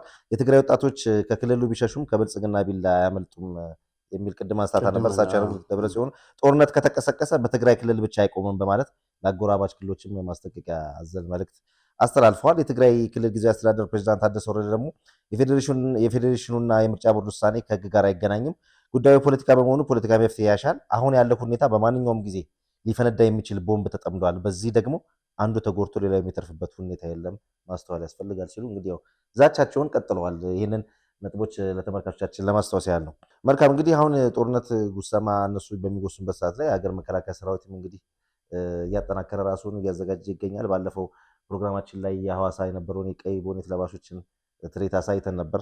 እሱን በተመለከተ እንግዲህ በኢትዮጵያ ታሪክ ውስጥ ሰፊ ስፍራ የሚሰጣቸው የቀድሞ የአየር ኃይል አዛዥና ወደ ሌላው የጦር ሜዳ ተሸላሚ ብርጋዴር ጀነራል ተስፋዬ ሀብተማርያም ስለ ዝግጅቱ ስለ ጦሩ ዝግጅት የሰጡት በጣም በሳል የሆነ አስተያየት አለ። እሱን ነጥቦቹን ለተመልካቾቻችን ለመግለጽ ያህል ነው።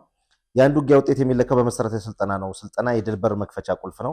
በደንብ የሰለጠነ ሰራዊት ምንጊዜም ቢሆን የፈለጉ ሁኔታዎች ቢፈራረቁበት ድል አድራጊ ነው ብለዋል። ሐዋሳ ላይ ያየነው ዝግጅት ያረጋገጠልን ያንን ሰራዊት የሚቋቋም ኃይል ይኖራል ብዬ እንዳልገምት አድርጎኛል። እጅግ በጣም ጥራት ያለው ከፍተኛ ዝግጅት የተደረገበት ከፍተኛ ቁጥር ያለው አስተማማኝ የሀገር ዋስትና ትልቅ አስተማማኝ ኃይል ነው የተፈጠረው። በህይወት ኖሬ የኢትዮጵያ ሰራዊት በዚህ አይነት ሁኔታ ተደራጅቶ ማየቱ እንደገና እንደተወለድኩ ነው የምቆጥረው ብለዋል። ሰላምና ነፃነትን ለማስጠበቅ ሉዓላዊነትን ለማስጠበቅ ዳር ድንበርን ለማስከበር የግድ መተማመኛ የሆነ ጥሩ ኃይል ያስፈልጋል። ከዚህ አኳያ ሐዋሳ ላይ ያየነው ጦር ሁሉን አቀፍ እውቀት የተካነ ነው። ምንም የሚገታው የሚበግረው ኃይል አይኖርም። የትም ቦታ ላይ ብታሰጥፈው በድል የሚወጣ ሰራዊት ነው። በባህር በአየር በመሬት ብትል በሁሉም ድል የሚያበስር ሰራዊት ነው የተዘጋጀው። ይህ ጦር ለዚች ሀገር አይደለም ለአጎራባች ሀገሮቻችን ለአፍሪካም ትልቅ ዋስትና የሆነ ለሌላም የሚተርፍ ኃይል ነው ብለዋል። እንግዲህ ስለ ሀገር መከላከያ ሰራዊት ስለ ወታደራዊ ቁመና ከሳቸው በላይ ከብርጋዴር ጀነራል ተስፋዬ ሀብተማርያም በላይ በእውቀትም በምስክርነትም ሊያረጋግጥ የሚችል የለም። የሳቸው ሀሳብ ጥሩ ሀሳብ ስላላት የሀገራችን መከላከያ ሰራዊት የሚገኝበትን ቁመና ጥሩ አድርገው ስለገለጹት በዚህ መሀል ተያይዞ ለተመልካቾቻችን ድረሳችን በሚል ነው የምጨምረው ካለ። አይ በጣም ጥሩ ሀሳብ ነው። ያው ያየነው ነገር ነው። እሳቸው ደግሞ ምልህ አንጋፋ ናቸው፣ ብዙዎችን ያሰለጠኑ ታላቅ እንትን ናቸው። በነገራችን ላይ ተከበው ኤርትራ ውስጥ ያመለጡባት ቦታ አለች እና ሻዕቢያ የሆነ ስም ሰጥቷታል ቦታዋን ተስፋዬ ምናምን ብሎ ጠፋኝ እንትነውና ተከበው በቃ ሊያዙ ነበር እና ያመለጡባት ቦታ አለችና ያቺ ቦታ በሳቸው ስም ተሰይማለች። መልካም እንግዲህ በአረመኔው ህወሓት ወይም ደግሞ አሁን ላይ ያደመ ቡድን በግፍ የተገደሉ 155 ንጹሃን አስመልክቶ አንድ መታሰቢያ ዝግጅት ተደርጓል። በዚህ ዙሪያ ምናልባት ዝርዝር መረጃዎችን ካሉ እንግዲህ እዚህ ጋር ፎቶዎች እነምዛን እያየን ነው። በሱ ላይ እንግዲህ ዝርዝር አድርገህ መረጃዎችን ብትሰጥ። ቅድም ደብረጽዮን ትላንትና ሲናገር ቅድም እንዳቀረብ ነው እንደ ስጋ ምናምን ቆራጥ አየህ፣ እነሱ የሚያደርጉትን ነገር ወደ አንተ ይነግረዋል። ለምሳሌ በማይጸብሪ አካባቢ ገቡ 12 ኃይል ገባ 11ዱ ተደመሰሰ። አንድ መኪና ነው የተመለሰው። ታደሰ ወረደ ወጣና በኃይል ሞክረን ነበር አሉት። ሊበሉት ነበር። ለምን ይሄን አመንክ ብለው አሁንም ሲደጋግሙ ውሸት እውነት የሚሆን ይመስላቸዋል። አይሆንም። እና ራሳቸው ያደረጉትን ነገር ወደ ሌላ አካል ነው የሚሰጥ። እምብዛን ጠቁሙ፣ እምብዛን ቆራርጦ በጣም ብዙ ሆነው ከገደሉት ውስጥ አንዱ ይሄ ነው። ይሄ ልጅ በሕይወት አለ። በዚህ እስከ ጦርነቱ ጊዜ ድረስ የሚያውቁት እንዳለ እንትን ብለዋል። በተቻለ መጠን ከትግራይ ከወጣ የምታውቁት ያያችሁት ካላችሁ እንድትጠቁሙ። ዋና ተፈላጊ ወንጀለኛ ይሄ እና ይሄን ምስኪን በእንደዚህ አይነት ሁኔታ ነው ቆራርጠው የገደሉት። ሮቤል 155ቶች ውስጥ ከነምብዛ ውጪ የማነ ንጉስ አለ፣ እምብዛ ታደሰ አለ። እሱን ጨምሮ እንግዲህ በርካቶች ናቸው። የሁሉንም ስም መዘርዘር ካስፈለገ ልንዘረዝረው እንችላለን። እና መምህሩ አስተማሪዎች አሉ፣ ሴቶች አሉ። ያቺ ውቅሮ ላይ የ9 ወር እርጉዝ አሰቃቂ ሁኔታ ገለዋት። አንድ ከማይጨው ይመጣ የነበረ ሚሊሻ ነው። የኢትዮጵያ መከላከያ ሰራዊት ሲገባ የግዴታ ያስከውን መሳሪያ ታስረክባለህ። ሰጠ መሳሪያውን ሚሊሻ ነኝ ብሎ ሲገቡ እነሱ ሚሊሻ ነው ሳይገቡ በፊት እሱ መሳሪያውን አስረክቡ ትፈለጋለህ ብለው ወደ መቀሌ ትፈለጋለህ ብለው በሰው አስላኩበት። መንገድ ላይ ያለ ከመኪና አውርደው በምን ተገኘ መሰለ? በመታወቂያ ጅብ በልቶታል። በጣም አሰቃቂ። አሁን የሴትዮዋን ልናገር አልፈልግም ብዙ ሰው ስለሚረብሽ። 2 ሴቶች ናቸው የገደሏቸው። የጊዜያዊ መስተዳድር ምንም እኮ ያደረጉት ነገር እኮ የለም። ህዝብ ነው ሲያገለግሉ የነበረው እርዳታ እስከ መስጠት። መሳሪያ እንኳን የላቸውም እኮ መሳሪያ የላቸውም። መሳሪያ ቢኖራቸው እነምብዛ ይገደሉ ነበረ። ህዝብ ሊያገለግሉ ነው የሄዱት። የ9 ወር እርጉዝ ከነ ህፃኗ ትገላለህ። ጓደኛዋን እሷን እግራቸውን የቆረጡ ልጅ እኮ ነው የሰጧቸው። በጣም ይዘገን። እነዚህ ከሴቶች ተወልደዋል እንዴ? እነዚህ ከሴት ተፈጥረዋል እንዴ? እነዚህ ስለ ትግራይ ተቆርቋሪነት የማውራት ሞራሉ አላቸው እንዴ? ይህንን ስል ዛሬም ጌታቸው ረዳ እዚህ የመጡ ጀነራሎች እነ ጻድቃን ይህንን ሀቅ ሊነግሩን ይገባል። የዚህ ደም በከንቱ ፈሶ አይቀርም። ተወሰነ ቤተሰብ ስለሌለን በይ ናዞም አሕዋትና እዚኦም መስዋዕትነት እኮ ብኽያት ተኸልኺልዎ እኮ አትክልት እንግዲህ የቀድሞ ከንቲባ ነበር በጊዜያዊ መስተዳድር ውስጥ። እነዚህ ሰዎች መገደላቸው ሳያንስ እንዳይለቀስ ተከልክሏል። ደርግ ነው እንደዛ ያደርግ የነበረዋል። እነ ተፈሪ ባንቲን እነ አጥራፋው ባተንገሎ ሚስቶቻቸው እንዳያለቅሱ አድርጓል። እሱን ሲያወግዝ ነበር ወያኔ እንደገመው ራሱ ሞተው እንባ ተከልክሏል። ሞተው መቃብር ተከልክለው ሞተው እንዳይለቀስ ተደርገው የሰው ልጅ ስንት ይገለዋል። እምብዛን እኮ ገለው አውጥተው እኮ አጥንቱን ጥለውታል። ባንዳ ነው ብለው ለጅብ ሰጥተውት እየሞተን ነገር እንዴት እንደዚህ ታደርጋለህ? አይጠግቡም። ደም ስለማይጠግቡ ነው ዛሬም እንደገና ጦርነት እያወጁ ያሉት።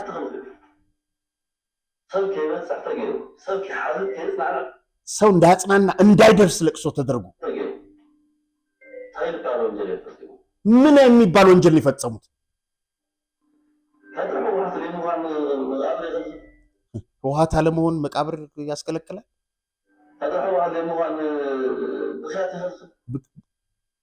ልቅሶ ያስከለክላል። ይህንን የተደረገው የእምብዛም ባለቤት እናዳምጣት። እንግዲህ ይህን ፕሮግራም እኔ ማለት አልወድም። እኔ ነበር ያዘጋጀሁት ታስታውስ እንደሆነ እርሶም አሉ እዛ ጋር። ይሄ የእምብዛን 1ኛ ዓመት የተገደለበትን ሻማ ስነ ስርዓት በመስቀል አደባባይ አዘጋጅተን ነው። ቲሸርት ያሳተሙን ልጆች ነጫላን ሌሎችንም እናመሰግናለን። የዛን ጊዜ የሚያሳዝን ነው። ይኸውልህ የመጀመሪያ ቀን ያው ፕሮግራሙን ከማዘጋጀታችን በፊት እኔ አላውቃትም፣ እምብዛንም አላውቀውም። ስደውልላት ያለችኝ ነገር አሁን ድረስ አይጠፋም። ያው አንተ ስትናገር ነው ሰዎች የስነገሩኝ አለችኝ። እነሱን ተግባር ነው የሚነግረን ደብረጽዮን። መልካም እንግዲህ የኢትዮጵያና የኤርትራ አሁናዊ ወታደራዊ ቁመና ወይም የኃይል አስተላለፋቸው ምን ይመስላል የሚለውን እሱን እንመልከት። እንዲሁም ኢትዮጵያ ከአፍሪካ ሀገራት ወታደራዊ ከሌሎች ሀገሮች ወታደራዊ ኃይሏ ሲነጻጸር ምን አይነት ደረጃ ላይ ትገኛለች የሚለውን እሱን አንድ ላይ እንመልከት። በጣም ጥሩ ሮቤል። እንግዲህ 145 ሀገራትን በአጠቃላይ በወታደራዊ አቋማቸው ያነጻጽረው ግሎባል ፋየር ፓወር የሚባል ነው እና አገራቱ ያላቸውን አጠቃላይ ወታደራዊ ኃይል ነው ለማወዳደር የተጠቀመው እና ለዚህም 60 መስፈርቶችን ተጠቅሟል። ከነዛ መካከል እንግዲህ ከነ መስፈርቶቹ ወታደራዊ ቁመና፣ የፋይናንስ አቅምና ሎጂስቲክ ለአንድ ሀገር ደግሞ የሚያስፈልጉት እነዚህ ናቸው። እንግዲህ በ2026 የተከለሰ መረጃ ነው ይሄ አሁን ቀጥሎ የሚቀርበው። በዚህ እንትን ውስጥ አሜሪካ፣ ሩሲያ፣ ቻይና፣ ህንድ፣ ደቡብ ኮሪያ በእነዚህ በወታደራዊ አቅም ከ1 እስከ 5 ያለ ደረጃቸውን ይዘዋል። ላይቤሪያ፣ ሱራናይም፣ ሴንትራል አፍሪካ ሪፐብሊክ፣ ቤልዝ እና ቡታን በዝርዝሩ መጨረሻ ላይ የሚገኙ ሀገሮች ናቸው። በአፍሪካ ቀንድ ደግሞ በዝርዝሩ ውስጥ ኢትዮጵያ፣ ኤርትራ፣ ሶማሊያ፣ ሱዳን፣ ኬንያ እና ደቡብ ሱዳን ተካተዋል። የአየር ኃይሎች ጥንካሬ እንዲሁም የመሳሪያ ክምችትና ዝግጅቱን ለማነጻጸር 9 ዝርዝሮች ተጠቅመዋል። ከነዚህ መካከል አጠቃላይ አውሮፕላን ብዛት፣ ኤርክራፍት እና አጠቃላይ ተዋጊዎች፣ ፋይተርስ፣ የተዋጊዎች አይነት እነዚህን ሁሉ ነው የተጠቀመው። ድሮኖች፣ ሰው አልባ ድሮኖች፣ የአየር ኃይል መሳሪያዎች፣ ተዋጊዎች፣ የተልእኮ የሚፈጽሙ አውሮፕላኖች፣ ስፔሻል ሚሽን የተዋጊ አውሮፕላኖች፣ ነዳጅ ጫኞች፣ በመጨረሻ ሄሊኮፕተሮች እና እነዚህን ነው ያካተተው እና በዚህ መሰረት ኢትዮጵያ ያላት ወታደራዊ አቅም ምን ይመስላል የሚለውን እንመልከት። ከ145 ሀገራት መካከል በወታደራዊ አቅም 47ኛ ደረጃ ላይ ትገኛለች። ግሎባል ፋየር እንግዲህ በሚሰጠው የኃይል ምዘና ኢትዮጵያ 0.8525 ተሰጥቷታል።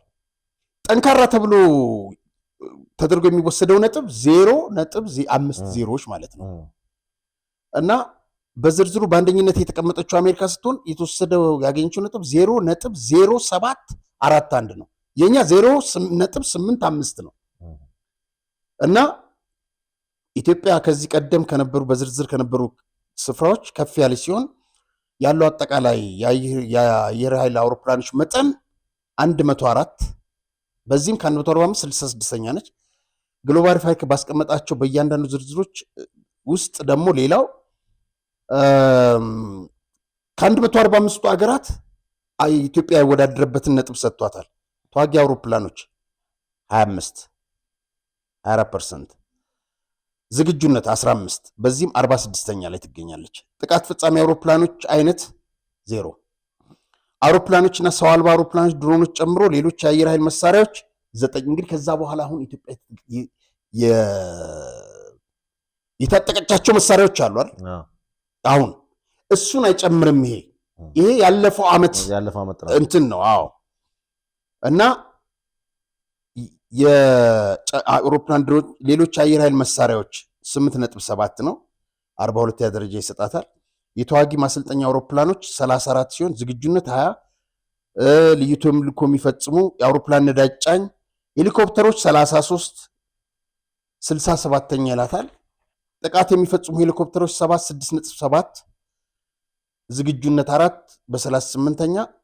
ይሄንን ነው የሚያስቀምጣት ኢትዮጵያን። ኤርትራ አጠቃላይ እንግዲህ ለኤርትራ የተሰጠው 2.6 የኛ 0 ነው ፖይንት 2.684 ነው።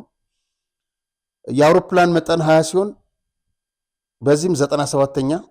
ተዋጊ አውሮፕላን አንድ ነው ያላት። ይሄን ይዛ ነው ከኢትዮጵያ አየር ኃይል ጋር ይምጣ ምናምን እያለች እንትን አይደለም። የዛ ጊዜ ጉድጓድ ቆፍረ ፀሐይ ግብአት ምናምን ፀሐይ አትወጣም ኤርትራ ላይ ምናምን እሱ አይደለም። አሁን ዘመናዊ ቴክኖሎጂ እንትን ብሏል። አሁን ይሄንን የምናወራው 2025 ምናምን ያየናቸው አሉ አይደል? በእኔ ብቻ ያዩዋቸው ነገሮች አሉ። በቃ ምልህ በጣም በከፍተኛ ደረጃ ነው። ኢትዮጵያ ድሮን ማምረት እኮ ጀምራለች። ኤርትራ አንድ ጀት ላይ ነው የቀረችው። ምንድነው ያሉት ጠቅላይ ሚኒስትሩ ባለፈው ምን ላይ የቆሙ ኤስዩ 27 23 ነው ምናምን ጀት ላይ የቆሙ ሰዎች ነው ያሉት። 32ቱን አይተነዋል እኛ አየር ኃይል ሄደና ሰው አልባ ድሮኖችን ጨምሮ ሌሎች የአየር ኃይል መሳሪያዎች 5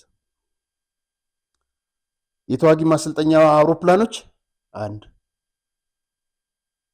ልዩ ተልዕኮ የሚፈጽሙ አውሮፕላኖች 0 አውሮፕላን ነዳጅ ጫኝ አመላላሽ 0 ሄሊኮፕተር 13 አላሳት አላት እንደ 13 ጥቃት የሚፈጽሙ አውሮፕላኖች 6 ከዛ በኋላ እንግዲህ ደረጃዋ ስንተኛ ሆነች ግን የኤርትራ ደረጃ 119ኛ እኛ 47ኛ በጣም ነው ሰፊ ነው ልዩነቱ እና ይሄንን ይመስላል እንግዲህ ሌሎቹን ሱዳን፣ ደቡብ ሱዳን፣ ኬንያ ያላቸውን ወታደራዊ ኃይል አስቀምጦታል እዚህ ጋር። እንግዲህ ቅድም የዓለምን አይተናል የአሜሪካና አሜሪካንን። ኢትዮጵያ እንግዲህ በአፍሪካ ውስጥ ያሉትን ሀገራት ከ1 እስከ 5 ሲያስቀምጥ ግብፅ፣ አልጄሪያ፣ ናይጄሪያ፣ ደቡብ አፍሪካና ኢትዮጵያ ናቸው ከ1 እስከ 5 ደረጃ ላይ ያስቀምጣቸው። ከሌሎች ደግሞ ሱዳን 9ኛ፣ ኬንያ 12፣ ደቡብ ሱዳን፣ ኤርትራ፣ ሶማሊያ እያለ ይቀጥላልና ይሄንን ይመስላል የኢትዮጵያ ወታደራዊ ቁመና። እንግዲህ እንዳልኩ አሁን ባለው ደረጃ አይደለም እዚህ ጋር የገለጽ ነው። ከሁለት ወር በፊት ተቋም 2000 በነጮቹ ያስቀመጠው ነበር የወጣው ነው። በዚህ በሁለት ወር ደግሞ ኢትዮጵያ ምን አይነት ከዚህ በጣም ከፍተኛ እንቅስቃሴ እያደረገች ነው የምትገኘውና ያንን ግምት ውስጥ የማይከት ነው። መልካም ስለነበረን ቆይታ እጅግ አድርጌ አመሰግናለሁ። በመጨረሻም የፍቃዱ ሞረዳን አራምቤ እና አደራችሁን ከስር ፒን እናደርግላችኋለን። ላይክ አድርጉልን፣ ሰብስክራይብ አድርጉለት፣ ቤተሰብ ሁኑለት። ጥሩ መረጃዎች ታገኛላችሁ። መልካም ስለነበር ቆይታ እጅግ አድርጌ አመሰግናለሁ። የተከበራችሁ ተመልካቾቻችን የዕለቱን መሰናዷችን ይመስል ነበረ። ፕሮግራሙን አዘጋጅተን ወደ እናንተ ደረስላችሁ ጋዜጠኛ አርያ ተስፋ ማርያምና ሮቤል ምትኩንን ዳግም ሌላ ዝግጅት እስክንገናኝ ድረስ እስከዛው ሰላም ቆዩ።